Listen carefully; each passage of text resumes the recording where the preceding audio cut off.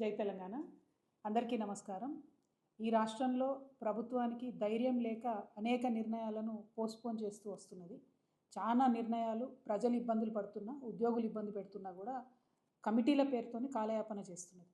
అది ఉద్యమకారుల విషయమైనా, 317 జీవో ఉద్యోగుల విషయమైనా, ఇంకా అనేక అంశాల్లో కూడా ఏదో ఒక కమిటీ వేయడం, కాలయాపన చేయడం తప్పితే గుండె ధైర్యంతో నిర్ణయాలు తీసుకొని ప్రభుత్వం ముందుకు పోవడం లేదు. దీనివల్ల చాలా ఇబ్బందులు జరుగుతూ ఉన్నాయి.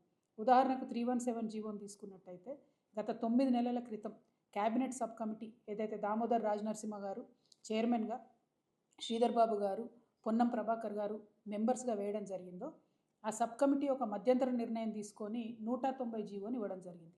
ఆ 190 జీవో ప్రకారం 9 నెలల క్రితమే వివిధ జిల్లాల్లో ఉన్నటువంటి 317 జీవో బాధితులు, అందులో మెజారిటీ టీచర్లు ఉన్నప్పటికీ అన్ని డిపార్ట్మెంట్లో కూడా 317 జీవో వల్ల స్థానికతను విస్మరించడం వల్ల ఇతర జిల్లాల్లో పనిచేస్తున్నటువంటి ఉద్యోగులు ఉన్నారు. వాళ్ళందరినీ కూడా వాళ్ళ స్వస్థలాలకు పంపిస్తామని, అవసరమైతే సూపర్ న్యూమరరీ పోస్టులు కూడా క్రియేట్ చేసి పంపిస్తామని చెప్పి ఈ ప్రభుత్వం మాట ఇవ్వడం జరిగింది. జీవో వచ్చి 9 నెలలు అవుతుంది. ఆ GO validity only 2 or 3 years అని క్రిస్టల్ క్లియర్గా చెప్పినారు జీవోలో. కానీ 9 months ఇప్పటికే అయిపోయింది. ఇప్పటికి కూడా ఒక్క ఉద్యోగం కూడా ట్రాన్స్ఫర్ చేయలేదు. ఎందుకోసం తాత్సరం జరుగుతోంది? ఎవరి కోసం తాత్సరం జరుగుతోంది? ఏ పైరవీల కోసం ప్రభుత్వం ఆగుతుందన్న విషయం స్పష్టంగా చెప్పాలి.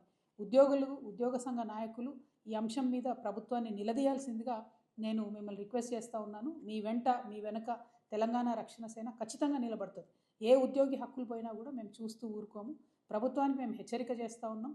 మీరు ఏదైతే 317 జీవోలో ప్రత్యేకించి టీచర్లకు సంబంధించి 25 రేషనలైజేషన్ జీవోతో సంబంధం లేకుండా సపరేట్గా 190 జీవోను అమలు చేయాలి. అవసరమైతే వారికి సూపర్ న్యూమరరీ పోస్టులు క్రియేట్ చేసన్న స్వస్థలాలకు తీసుకురావాలి. మిగతా డిపార్ట్మెంట్లో ఉన్న 317 జీవో బాధితులందరికీ కూడా డైరెక్ట్గా మీరు ట్రాన్స్ఫర్ చేసే అవకాశం ఉండి కూడా 9 months నుండి చేయడం లేదు. ఖచ్చితంగా ట్రాన్స్ఫర్లు వెంటనే చేపట్టాలి. తెలంగాణ రక్షణ సేన నుంచి ప్రభుత్వానికి హెచ్చరిక చేస్తూ ఉన్నాం. మీరు త్వరగా ఇది చేయకపోతే మేము కార్యక్షేత్రంలోకి దిగాల్సి వస్తుంది, ప్రజా ఉద్యమాలను నిర్మించాల్సి వస్తుంది.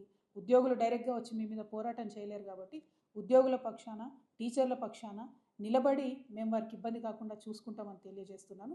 Thank you. జై తెలంగాణ.